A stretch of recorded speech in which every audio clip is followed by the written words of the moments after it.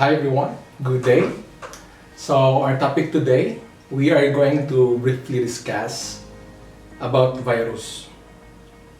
Almost all people knew the term virus, but only few knew how virus really works. Now, we are going to discuss the 5 basic informations about viruses. First, we are going to know what is a virus, what are the basic characteristics of a virus, what are the steps of infection. When this infectious biological agent go to the host, the person, and infect, and we are going to relate what are the basic types of virus and its mechanism of action. Now let's get started. First, what is a virus? A virus is a submicroscopic infectious agent. So meaning, this particular virus can't be seen through light microscope. So laboratory will use high-powered microscope in order for them to see the nature, to see the detailed structure of this biological agent. So this virus will replicate only inside the living cells of an organism. So they are going to replicate only inside the living cells. So that's why their basic characteristic is they are going to invade, they are going to infect the cell in order for them to live and then dominate. So these viruses will infect all types of life forms, such as humans, animals, plants to microorganisms, including the bacteria. They are going to invade the good bacteria and dominate. So an archaea. So this archaea, these are molecular agents which are not structured, not organized. This virus also is a tiny non-living biological infectious agents. And what are the characteristics of viruses? One characteristic of viruses is they do not have an organized cell structure. They have no cell nucleus. So this nucleus in a cell, this is the center part or the most important part of a cell. So, mind you, a virus has no cell nucleus. They typically consist or have 1 or 2 strands of DNA or RNA. So, these are genomes. When you will say DNA, the deoxyribonucleic acid and the ribonucleic acid, these are genome strands of a human being. So these are the strands, these are the genome they are going to focus to invade and go inside. Aside from this, now the characteristic of a viruses, they are covered with a protective coat of protein called the capsid. That's why if viruses, they do not die easily because they are protected with this coat, with this covering called as capsid. They are inactive when not inside a living cell. So meaning they are useless if they're outside in the living cells. So that's why they would like to invade, they would like to enter into the cells of the human body, animals or living organisms, in order for them to be dormant and active. So when inside another living cell, that's the time they are going to replicate, and then that's the time they are going to multiply. So the next is, we are going to mention what are the 13 steps of infecting the person or the host. So this infectious biological agent. So here, they consist of either the DNA or RNA genome. Okay? So this genome now, where in case of a protein code known as capsid. So these were what we call as they are protected with. Okay, this capsid is what we have mentioned. So they can only reproduce by infecting. So if they're not going to infect the host or the person's cell, they're not going to reproduce. So once they're inside the cells of the human body, now they are going to replicate and multiply. And then their goal is they are going to take over a living host cell. So once inside the host cell, now the virus will remain remain dormant or active. When stimulated into the active or lytic phase, we call that as lytic phase when they're active inside the living cell, or once they go inside, start to infect the cell of a human body. Now, this virus will insert its own genetic material to the host. They are going to mix into the host DNA.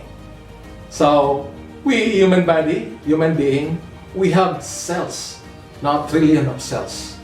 So, we have DNA, and then once this infectious biological agent will go inside the host cell, they are going to, they are going to mix. Now they are going to combine with the normal cells. Now once they are combining with the normal cells, then this virus will take control of the host DNA. So they are going to control. Now they are going to invade, then they are going to kill the normal cells of the human body.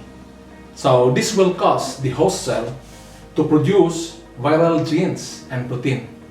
So when they dominate and when they are active into the normal cell, so when the DNA or genes now and proteins produced by the host cell will be infected already. So that is an infectious cell already. So here, the host cell will now produce the viral genes instead of normal cells. Okay? So normally, the host cell will produce normal cells. Now, since the material, the genetic material inserted by the infectious biological agent go inside the cells, they combine, they dominate, they take control. So the host cell, instead of producing normal cells, they are going to produce infectious cells.